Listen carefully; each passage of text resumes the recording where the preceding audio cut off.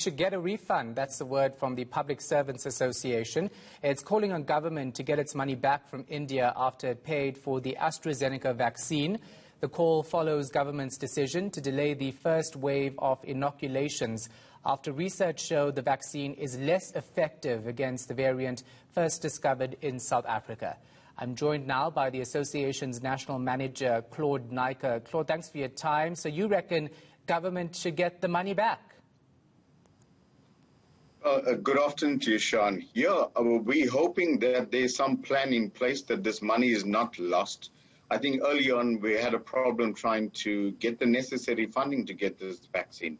Now that we've hit a snag, it's put a little bit damper on the rollout because our frontline workers, our members, especially the nurses, ambulance personnel, were waiting upon this vaccine to be rolled out.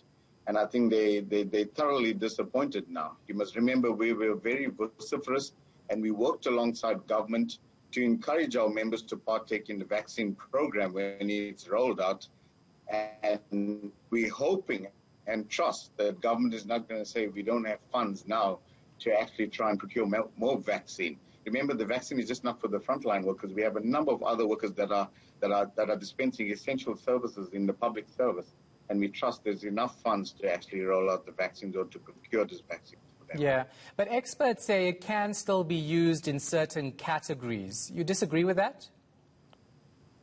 Well, look, I'm not qualified to actually comment on that. We'll have to go by what the reports say from the various scientists and so forth.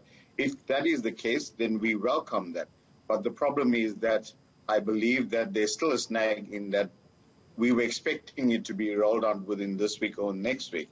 Judging from the reports that we've been receiving, it seems like it's going to be a little bit delayed.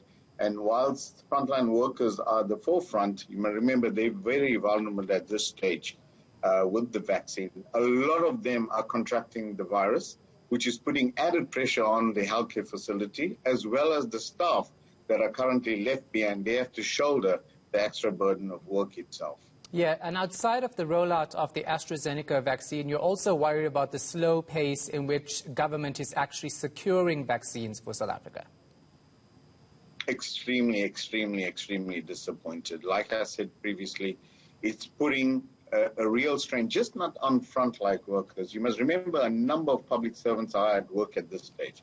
Although some of them are working remotely, those that are actually going to work are experiencing problems. If we look at correctional services, the number of members that are actually contracting the virus is astronomical throughout the prison services. And it's very, very worrying for us as the PSA. Would you say government has failed South Africans in this regard?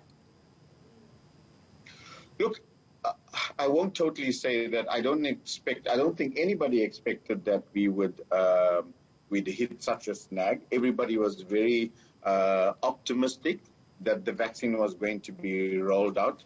I think perhaps maybe extra caution should have been taken prior to procuring the vaccine, that more testing should have been done to see whether the vaccine was viable and whether it would work at this stage. In that aspect, I think from the PA side, we're extremely disappointed because every day that's lost is probably vulnerable to these workers that are exposing themselves to the virus. And a lot of them have demised over the last months, over the last year. And it's taking its toll, not just on the economy, but on the healthcare facility itself. And you know, government and the president always talk about how they engage with stakeholders. Have you raised your concerns with them? We have.